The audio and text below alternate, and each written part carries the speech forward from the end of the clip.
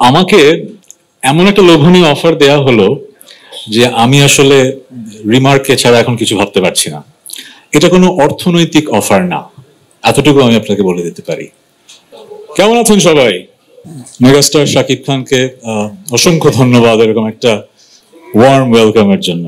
আপনার কারণে এরকম টার্ন আউট হয়েছে, as always. Thank you, thank you. আমাকে যখন প্রথম রিমার্ক থেকে অ্যাপ্রোচ করা হলো যে আমিও রিমার্ক ফ্যামিলির মেম্বার হতে চাই কিনা, অসম্ভব সুন্দর একটা আমন্ত্রণ। আমার প্রথম রিয়াকশন ছিল বাংলাদেশের সব সেলিব্রিটিরাই তো রিমার্ক ফ্যামিলিতে জয়েন করছে, আরেকজন লাগবে কেন? রাইট। সো আমার এই কথার উত্তরে এমন কিছু কথা আমি শুনেছি, আই ওয়াজ ব্লোন অ্যাওয়ে। গল্পটা এরকম, আমার জন্ম হয়েছিল যেই সালে, আমাদের মেগাস্টারের জন্ম সেই একই সালে। আমাদের বয়স অনেক হয়েছে, কিন্তু বাংলাদেশ থেকে আমরা যে পরিমাণ ভালোবাসা পেয়েছি এটা আসলে কথায় প্রকাশ করা যাবে না। 1999 সালে ওনার প্রথম সিনেমাটা রিলিজ হয়, আপনারা জানেন। আমারও প্রথম ব্যান্ড ব্ল্যাকের আত্মপ্রকাশ 1999 সালে। সো প্রায় 2 দশকের বেশি সময় ধরে আমরা কিন্তু মানুষের ভালোবাসা পাচ্ছি। এটা যে কত বড় একটা ব্লেসিং এটা আমরা বুঝি, কারণ মিডিয়াতে, এন্টারটেইনমেন্ট ইন্ডাস্ট্রিতে বছরের পর বছর মানুষের ভালোবাসা পাওয়া এটা খুব রেয়ার একটা ব্যাপার। সো আমাদের কিন্তু দায়বদ্ধতা অনেক বেশি আমাদের এই দেশের প্রতি, মানুষের ভালোবাসা যেহেতু অনেক পেয়েছি। সো আমার যেটা মনে হয়েছে, একটা ফ্যামিলি যখন হয়ে যায় তখন যেটা হয়, সিনার্জি কাজ করে। আমি একটু শিক্ষকতা করেছি তো একটু শিক্ষকের মতো কথা বলছি।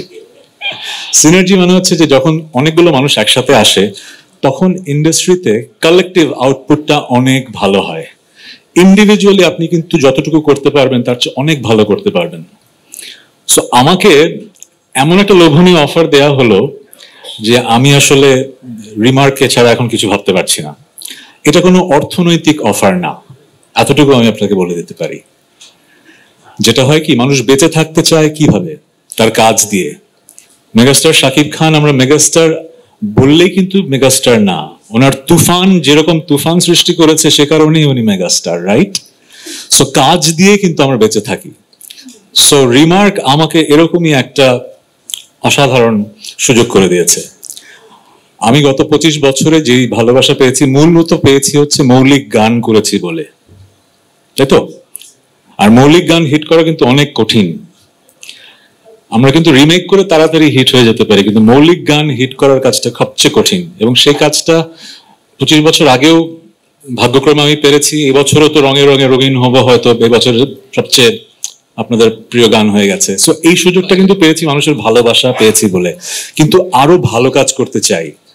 আপনারা যখন তুফান দেখেছেন আপনাদের মনে হয়েছে যে এটা যে কোনো ওয়ার্ল্ড স্ট্যান্ডার্ড একটা সিনেমা, মনে হয়নি? সেই জায়গায় কিন্তু একদিনে আসা হয়নি, অনেকগুলো মানুষ একসাথে কিন্তু ভিশন নিয়ে কাজ করেছে বলে হয়েছে। কিন্তু মিউজিকে আমরা সেই জায়গাটা কিন্তু যেতে পারিনি এখনো, আমি অকপটে স্বীকার করব। আমরা গ্লোবাল স্ট্যান্ডার্ডে কাজ করতে পারছি না এখনো। সো আমার বিশ্বাস, আমি রিমার্কের কাছ থেকে যে প্রমিস পেয়েছি, আগামী 1 বছরে you will get to see বাংলাদেশের মিউজিককে আমরা আরো অনেক উপরের উচ্চতায় নিয়ে যাব। Thank you Shakib Khan, the mega star with a vision. And thanks to everyone যারা আমাদেরকে এত সুন্দরভাবে বাংলাদেশের মানুষের কাছে উপস্থাপন করেন এবং আমাদেরকে মানুষের ভালোবাসা পাওয়ার যোগ্য ভাবেন। Thank you.